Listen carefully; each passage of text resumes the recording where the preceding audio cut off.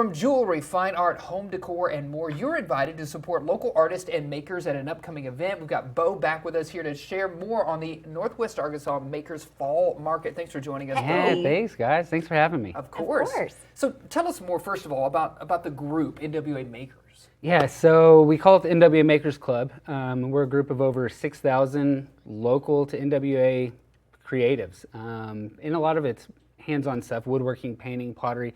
But we do have musicians and writers and just all sorts of creatives. Yeah, for sure. How do events like this, I mean, I think it goes without saying, but in your words, how do they go to support the local maker community?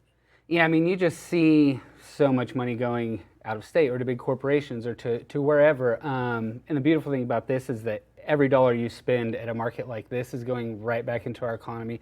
And a lot of times being recirculated throughout the market to the other makers, you know. And when you look at the stuff that our makers here are producing, it's better or higher quality than anything you get anywhere else, and definitely more unique. So much stuff that you buy at this market is only made by this one person. Right. You know? Yeah. So it's just really exciting to see how much talent and creativity we have in Northwest Arkansas. And speaking of that, you've been with us all morning. You joined Perry on our morning shows earlier today, and you have had different displays for every interview that you've done, which just speaks to the variety of work that's going to be showcased. So maybe walk us through what you have here. Yeah, so we have 340 vendors signed up for this market, 15 food trucks, and a lot of local makers.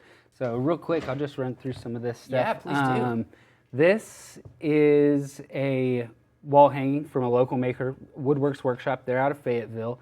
That frog is also out of Fayetteville, a girl named Rebecca Graham Woodworks. What else we got here? We've got this shadow light box from The Nightmare Before Christmas, made by a company called Nevermore. I know what you guys are really excited about. I mean, look at this food. Tower Come of on, look at macros. this.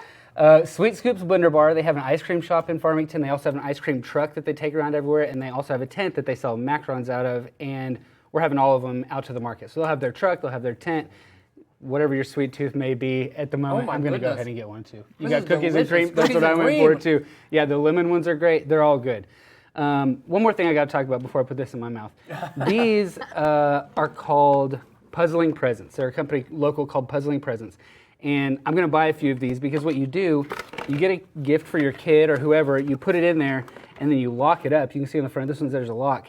On the side is a lot of puzzles, brain teasers, whatever, and the kids have to figure it out to get in to get their present. That's amazing. It's really fun. There's birthday design ones, Christmas design ones, all kinds of stuff. And, you know, this is 5 or 6 things out of the 350 different types of things. I mean, it's just mind-blowing how much cool stuff you can see walking around in one afternoon. Yeah, absolutely. You talked about the benefits for the vendors, but why do you think events like this benefits the whole community? Yeah, I think the more that people support our local creative community, the more inspiration that we have to keep going, to make cooler things, and to throw big events, and we need the support. Otherwise, we are just making stuff in our garage for fun. You know, and there's so much cool stuff being made that it's just it's the right choice to come and do your holiday shopping or birthday shopping or whatever, and try and keep those dollars local and go into the pockets of the people who live down the street from you instead of somebody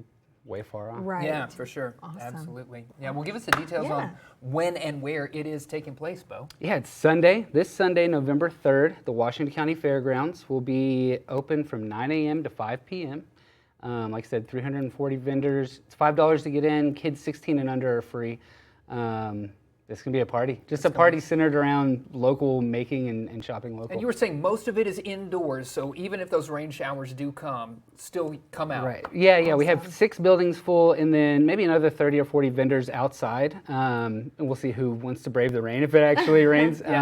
We may be trying to squeeze some of those more under the roof, but we've got so many cool people. Wow. Yeah, that's great. We'll pay them a visit out there. Yes. I'm going to keep eating these. Have You said another the one. lemon Thank ones you. are good too? They're all good. They're all Okay, good. They're all good. All right, well. Awesome. Well, thank you for joining us Thanks, Bo. today. Yes. Thanks for having me. Yeah, of course.